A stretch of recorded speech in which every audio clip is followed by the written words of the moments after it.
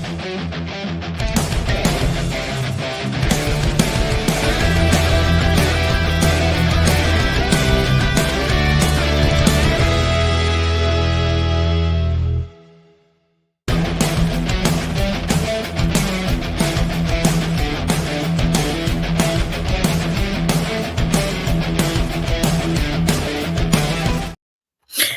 there, this is Tata, and welcome to the Wrestling Time Post Show. It is Sunday, February 16th, 2025, and today I'll actually be talking about NXT Vengeance Day. Now, this should be interesting because, as you guys all know, or you've been watching my stuff, I really don't watch NXT on a weekly basis.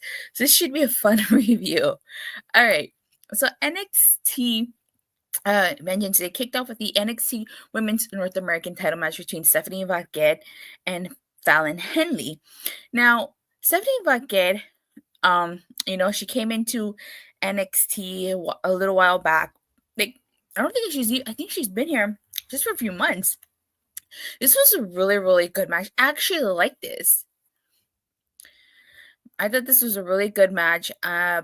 Stephanie Vaquer was victorious after she hit the SVP and the spiral tap. Now, even though Fatal Influence was out there and Jasmine Nix and JC Jane got involved in this, it wasn't enough. Like, Stephanie Vaquer was able to overcome the odds and become the first South American NXT champion.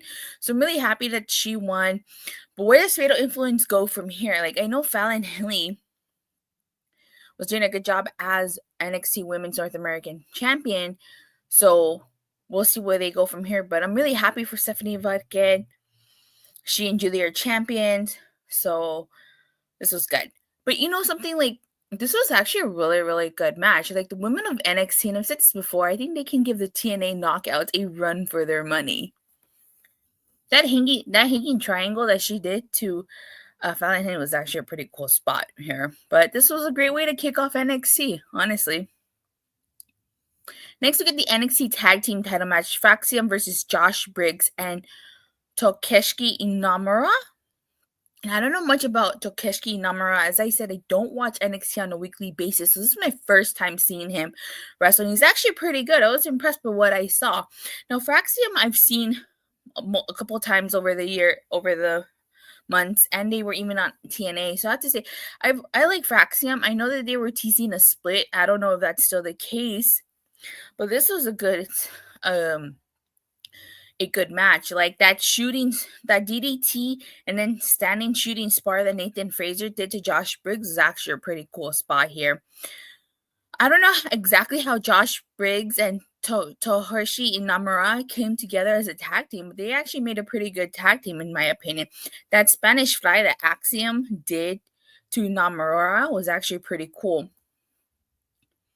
Now, Fraxiom was victorious here, and I definitely would like to see more of Josh Briggs and Inamura as a tag team here. I think they did a really good job. This was a fun match. I enjoyed it. And at the end, all four men shake hands, and then a group of random men attack Fraxiom, Briggs, and Inamura. I think they were like PC athletes. Like, they look like the Shield with those masks and everything, but there was four of them. Now, they're no Dean Ambrose, John Mock.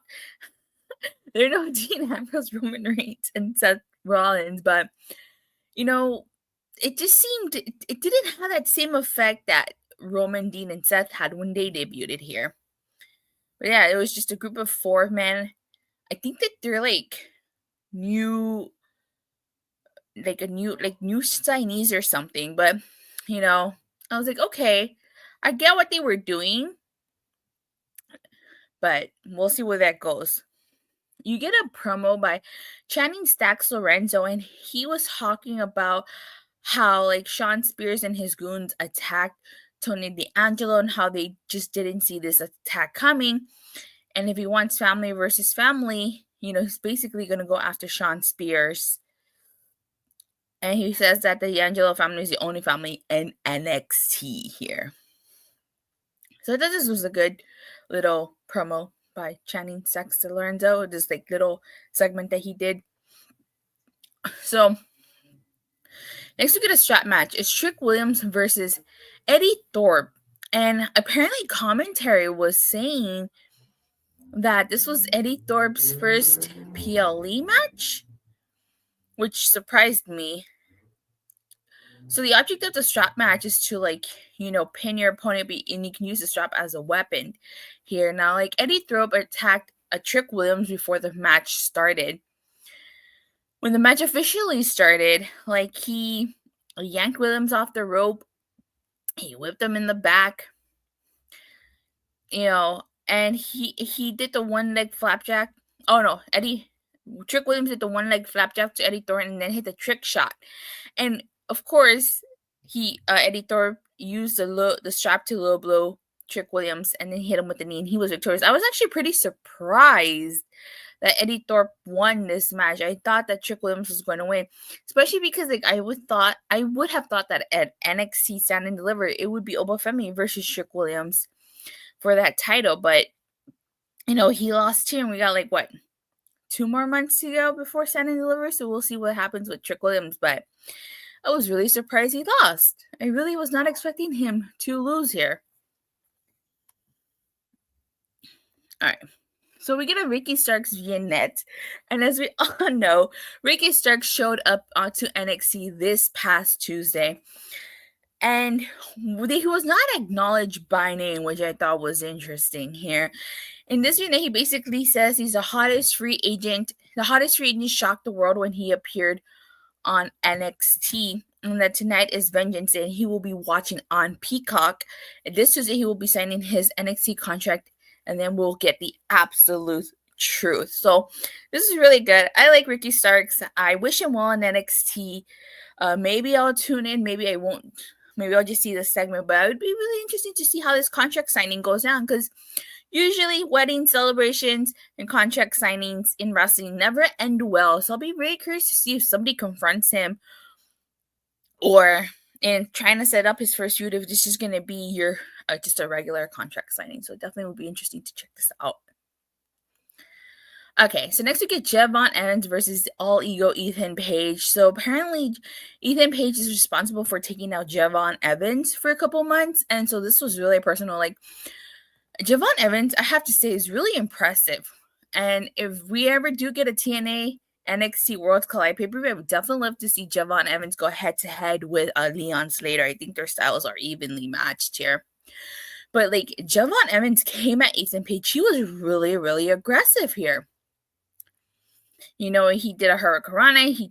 He took him out on the outside. He sent him over the announce table. That blue thunder bomb, or that springboard crossbody, the super kick to the jaw. Like, he was just coming at Ethan Page really, really aggressively. Different side of Javon Evans here. But All Ego, he targeted that ankle with the 2 ankle locks, the dragon screw. And then in the end, like, Ethan Page was victorious after he hit him with the right hand to the jaw, which caused his mouth guard to go flying.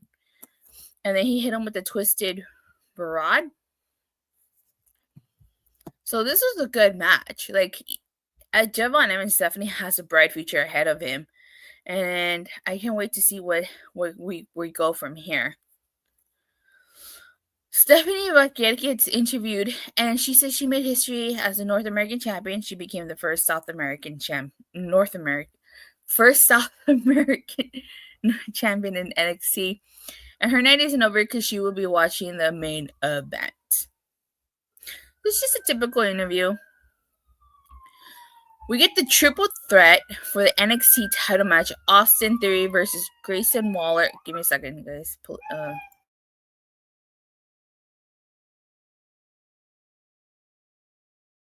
I do apologize. The ambulance was passing by. So it's Austin Theory versus Grayson Waller versus Ava Femi, or basically Ava Femi versus A-Town Down Under. So one of the dynamics I like about this was that it seemed like Austin Theory and Grayson Waller were kind of struggling whether they wanted to help each other out or whether they both wanted to win this match. And now there were instances like when Grayson Waller stopped the pin for Austin Theory here, and they were both arguing with each other during this.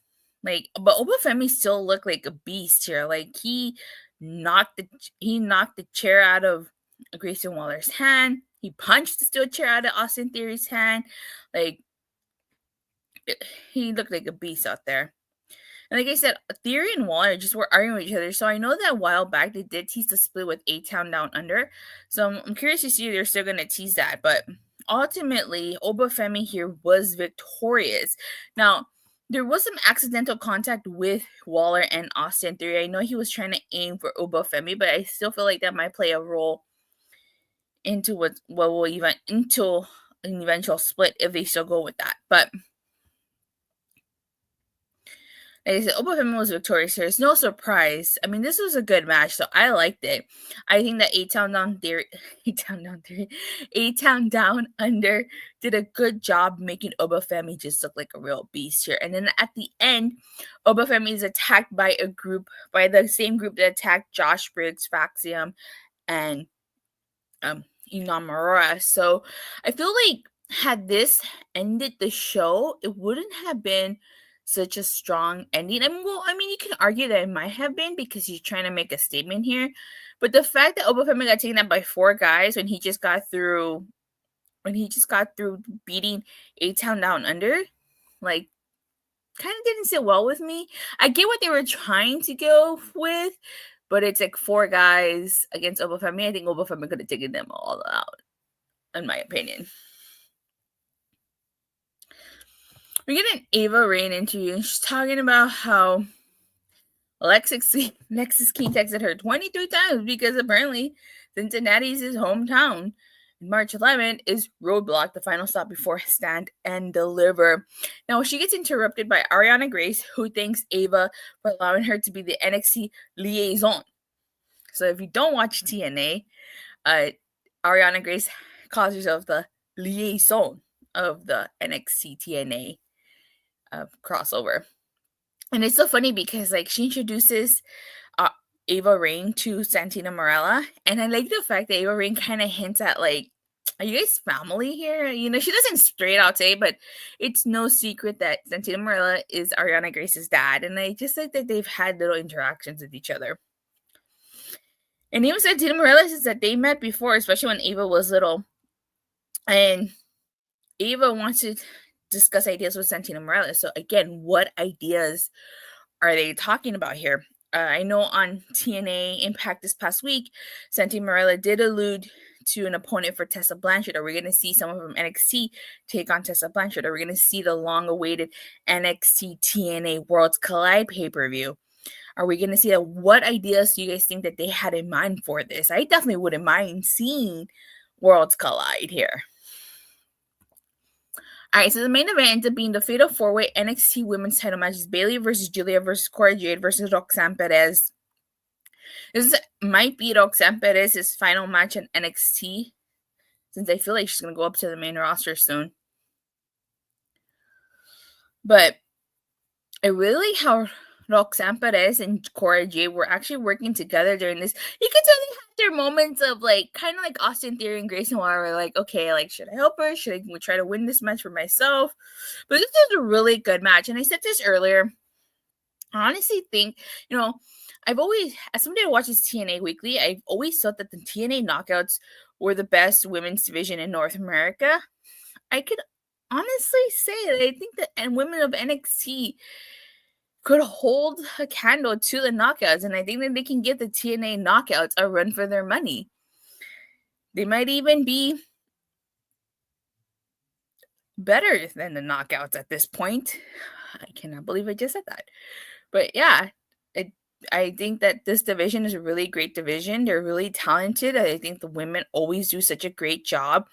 And one of the things I like about the PLEs is that I always like and enjoy watching the women's matches on. I think they're really fun. I think that they have a really good women's division.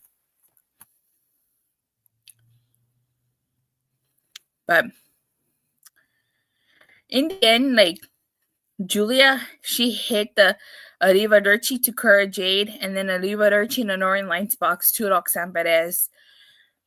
And so Giulia successfully retained her title here. And at the end, Stephanie Vaquer comes out, and they both hold their titles. And then Jordan Grace, former TNA Knockout champion, came out and she had a stare down with both women. So is Jordynne Grace going to go after Giulia? Is she going to go after Stephanie Vaquer? What is Jordynne Grace going to do here?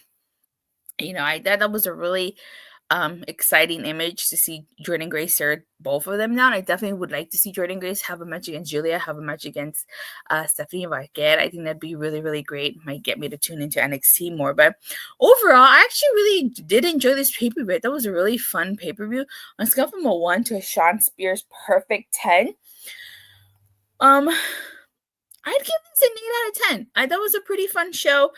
Again, my one kind of complaint here was that group that when they attacked Femi, I just felt like Femi definitely could have taken all 4 of those guys. And I feel like they didn't really make much of an impact, no pun intended here. But overall, I thought this was a really great show. It really was. I'm impressed. Sometimes these NXT PLEs can be a hit or a miss, and this one was definitely a hit. I liked it better than New Year's Evil. I will say that for sure. All right. Well, with that being said, thank you guys all so much for watching. If they're continuing to support, please don't forget to like and subscribe. Make sure you hit that bell so you get notified whenever I go live or I release a new video. And as far as AEW Grand Slam is concerned, I'm going to try to watch Grand Slam today and maybe do my review later on in the evening. So if I don't see you guys later on in the evening for Grand Slam, I was also going to see you guys tomorrow after Raw. Bye.